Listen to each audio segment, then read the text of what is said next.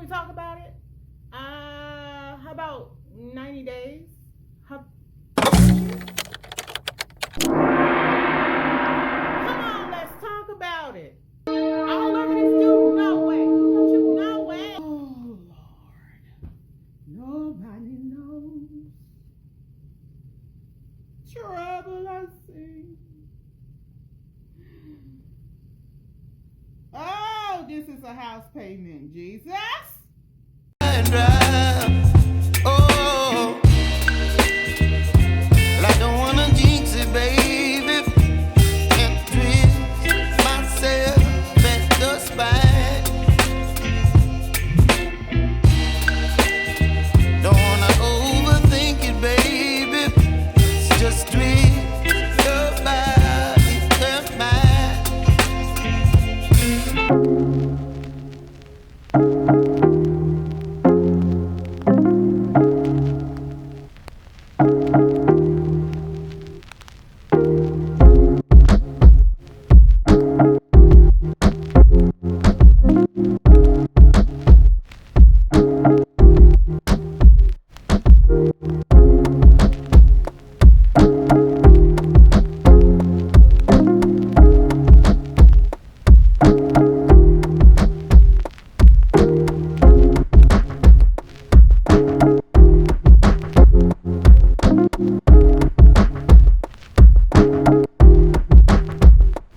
Okay, guys, so excited to announce that today I'm going to do an interview on a podcast. I'll make sure that I send it to you as soon as it is ready.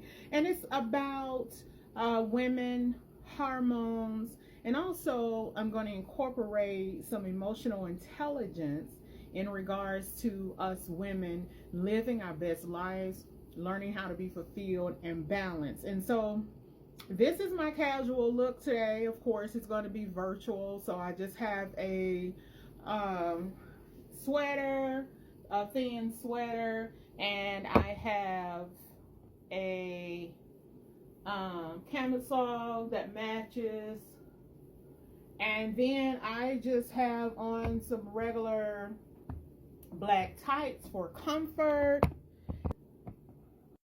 Hey, professional women, good morning, good afternoon, good evening, whatever time zone you are in. I want to give you a sneak peek to my guest appearance on Talking Hormones with Dr. J. We're going to be talking about women, hormones, balance, and other things. So I'm going to give you just a sneak peek. I probably don't supposed to do this until she airs it, but come along on the journey. Golson on today, we're going to be talking about emotional intelligence, going to figure out how she got into this career, and we're also going to be talking about burnout, which is such a huge thing that happens with women as we get older. It is a thing. So Shantae, welcome to the Health Fix podcast. Thank you for having me. Well, tell us a little bit about how you ended up finding emotional intelligence and really understanding what it takes to get out of burnout, because one of these things are just so rampant in our lives right now. What was your story and how you came to it? Emotional intelligence was a default after understanding what the cause of my burnout was, and the ability to apply practical strategies in order to recover myself, which actually took 7.5 years. And so, as you know, we women, professional women, have to pursue throughout the burnout. We're still working, we're still grinding while there's still burnout sitting on our shoulder. So my story persists of I'm being a medical provider, 5 clinics, managing that as well as staff. Having just so much energy going for years and years, decades actually. And so just one day, something just fell on me. I really can't describe it in context to what it felt like, but I can describe it as the air being quickly sucked out of a tire. So you're talking about somebody who's been servicing patients for so long, and just one day the air is just flat. So my day consisted of leaving my home at 8:30 in the morning, returning about 10:30 at night.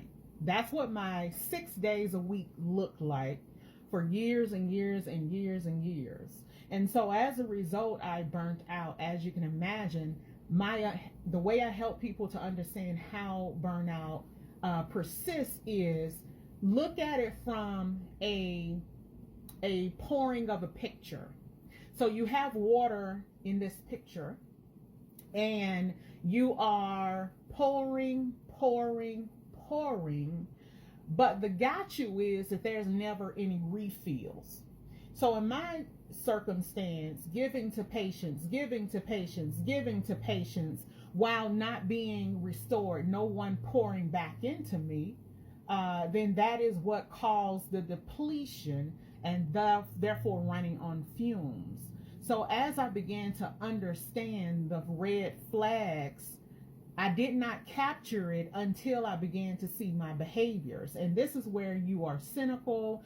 This is where you do not care. This is where you are not functioning your responsibilities correctly. And I want everybody to know that there are 6 to 7 levels of burnout. I was on the 6th level, and that's severity. That's almost chronic, to where you just don't care about anything. I stopped caring about my personal responsibilities. I stopped caring about my business responsibilities.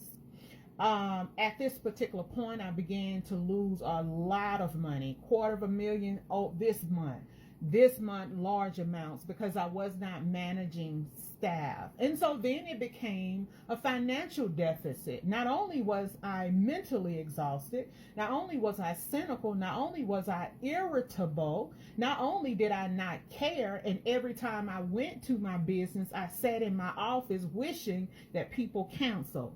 But because I was so needed, or my reputation around the whole state was high, I always had patients coming in. And so I just one day stopped and thought about how I needed to address this, because I recall even now sitting in my office, turning the lamp on, turning all of the major lights down, looking at my computer while my secretary bring my lunch, mind you, which became a lot of junk food, right, to cope. Sure. And so, with that being stated, turning on Netflix, didn't want nobody to bother me. And there were several days like this to where I wish I could go home. Think about it. Your own business, feeling trapped, having financial difficulties because you just no longer have air in your tire. And so I began to work on me, but first I had to make a hard decision. I had to either choose my business and everything that came with it, or choose me. Long story short, I chose me. I closed all the doors, I laid off. I came in home, and I did telemedicine, and I could only muster 2 days a week in serving. That is, I could only muster. So this is deep. This is not something surface. This is like soul plaguing. And so I began to work on me. I could not have worked on me through the channels of hustle, the hustle culture. Going and going. I wouldn't be able to have worked on me. And so from there, I began to slowly plan, create activities and strategies that could help me to restore myself. And the very first thing that I created was a time management system, which would allow me to give instructions to myself by creating what I needed to do and breaking them down so far that it was nothing to think about. All I had to do was follow my directions. And if I could not follow my directions, that means that my activity was not low enough for it to be simple. So I began to put time with it. I began to then excel in my energy and my task. And then the list goes on how I further recover. But as a result, I've created a 3-step system that I now teach clients about, and therefore incorporating emotional intelligence, because we know by definition that emotional intelligence is all about awareness of me and awareness of other people in my environment, and how do I handle that in a healthy way. That makes sense. I mean, a lot of things you just said resonate. Yeah, so my system, time management system, is called the Order of Organization. Okay. And so it's an advancement of a to-do list. So you start off with the tactical task of identifying what you need to do.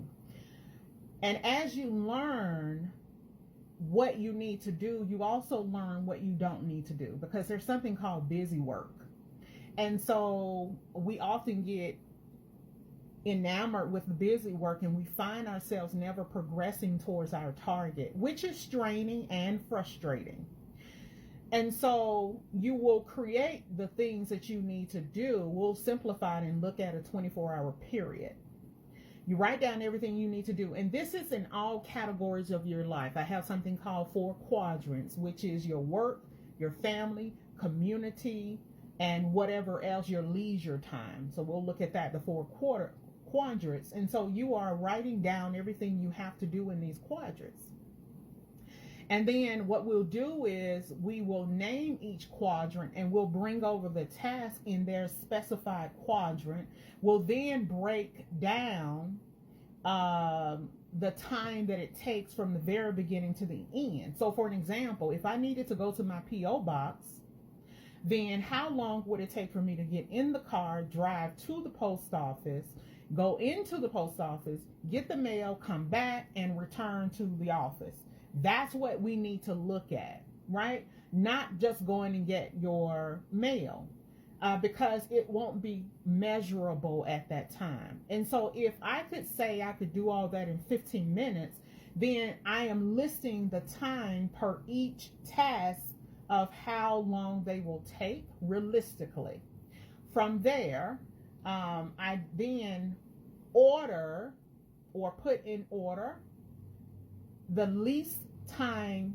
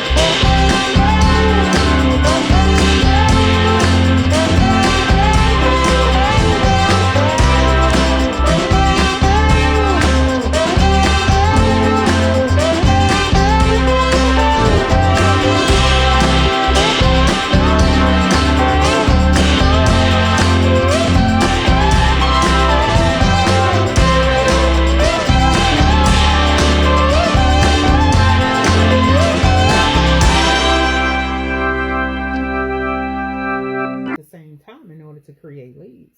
That's just what a business is. Deal, right? Tell you that part. Or almost. Okay, what? Yeah. Okay, you're gonna do my thing, and then here we are Tuesday. You told me you're gonna have me on Sunday. I mean, so if there's a contractor that you want and they're starting to work out, but then they're deviating or did something you don't like, you got to learn to speak up assertively. So I would have said, yeah, I did follow up.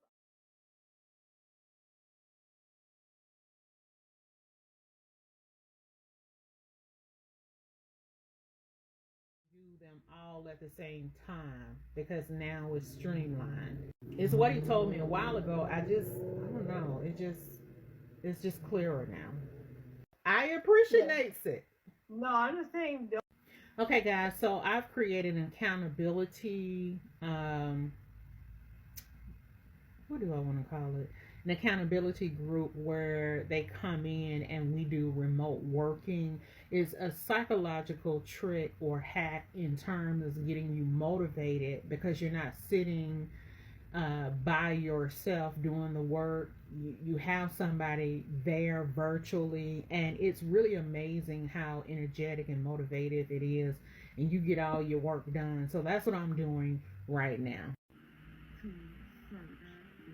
So the first item on my list for my accountability is to edit and or review the edited YouTube video.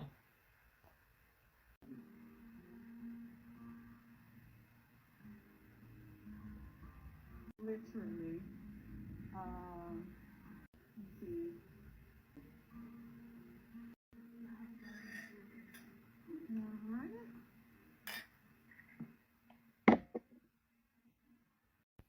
I'm hungry. I haven't eaten. It is after 1 o'clock. That's normal for me, but I'm getting really hungry. Trying to figure out what I want to eat. I want something delicious. So, what do you think about crab legs?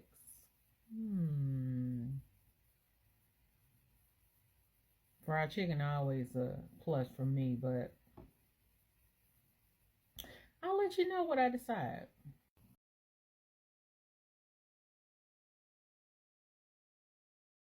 Well, before I close shop, if you will, I'm going to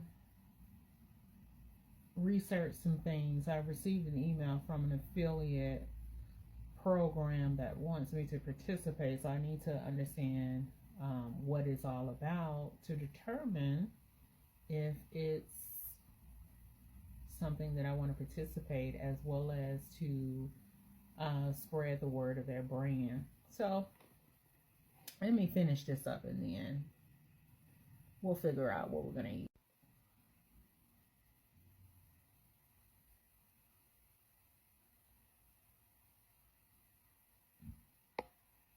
All right, guys, so just finish up co-working, and now I'm getting ready to head out because I am hungry. First meal of the day is always midday, and then I have a second meal for dinner. I practice intermittent fasting, which is very beneficial for energy boosting. That's one of the big benefits that I found out from intermittent fasting, and which I've been doing probably about 3 years now. I've cut myself off of the coffee fad, which is a part of that, because the coffee was staining my teeth, and before I started drinking coffee 3 years ago on a consistent basis, I had bright white teeth. And so now I'm switching to chai tea, which I drink mid-morning with for the purpose of curbing my appetite.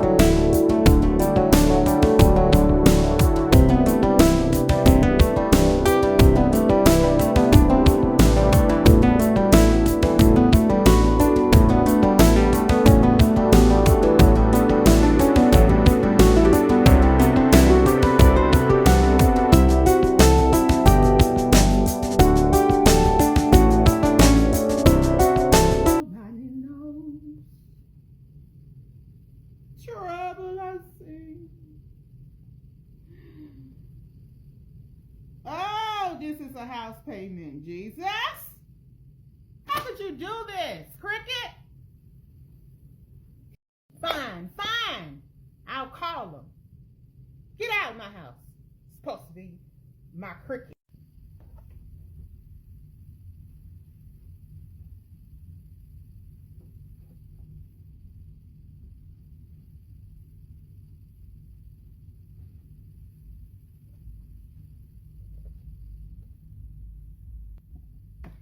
How many of us as professional women are facing our truth? All of our education is coming back on us. We know that the president helped us out for a minute. Now it's time to rekindle those payments that kind of look like a house payment,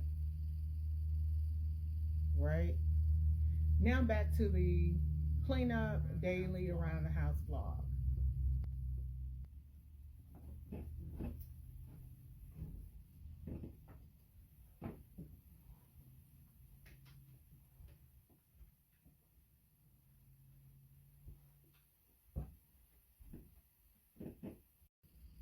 Okay, ladies, I'm going to end the blog here before it just becomes too long. So we'll see you in a couple of days. If you haven't subscribed or liked, share the video with other professional women who are just